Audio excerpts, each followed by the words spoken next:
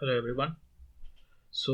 Welcome to this lecture, okay, on finding the roots.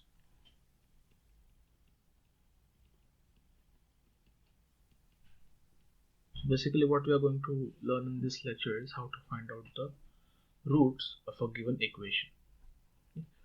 So, what do you mean by a root? Okay, so root is a value of a variable which makes the function equal to zero. So let us say we have a function fx. It is that value of x which makes the function fx equal to 0. So that is known as root of a equation. Okay.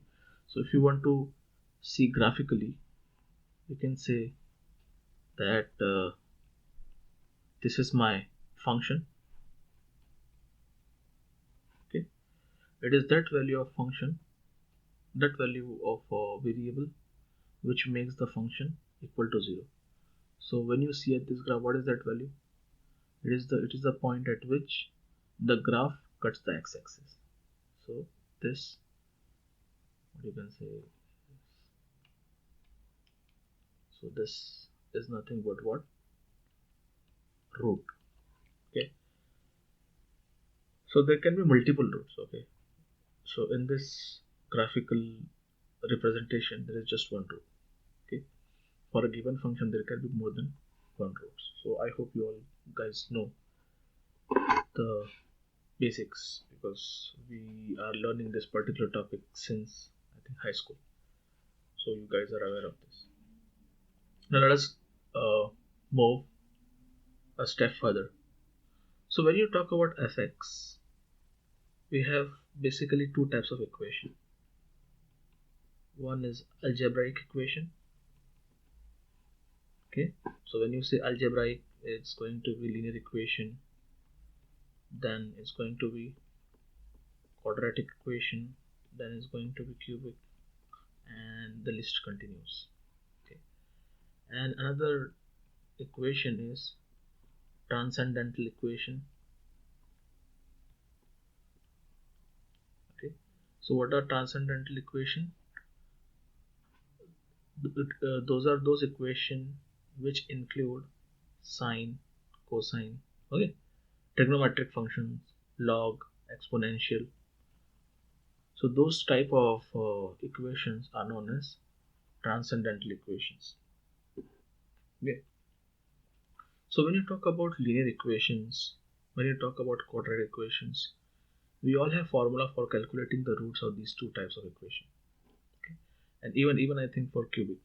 But when you move a step ahead, we don't have any formula for calculating the roots of that kind of equation. Even for transcendental equations, even the equations involving sine, cosine, log, we don't have any formula for finding out the root of these kind of equations. Okay, so that is why we uh, talk about numerical integration, numerical way of finding out the root. So that is why we follow a numerical procedure to find the root of this kind of equation. So obviously it's an approximate procedure, numerical method. So when you talk about numerical method for finding out the roots, there are two main types of method. First is bracketing method. Next is open methods. Okay. Now there is one more method of finding out the roots. That is graphical equation. Graphically. Okay. So basically, what you do here is you just plot the equation on some graphical software like MATLAB or something else, and you find out wherever the curve is cutting the x-axis and y-axis, those points will be nothing but the roots of the equation.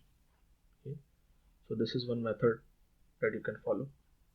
So let us come back to this. So this is one method, and this is another method, that is numerical method.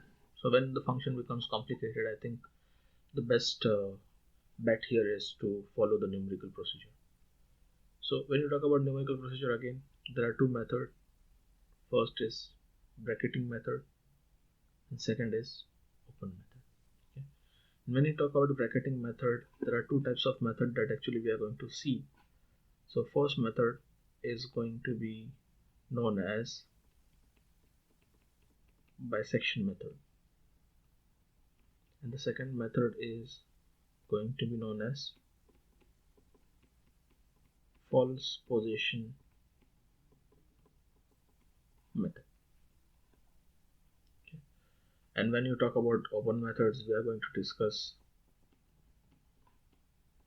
Newton-Raphson method, then we are going to discuss about secant method.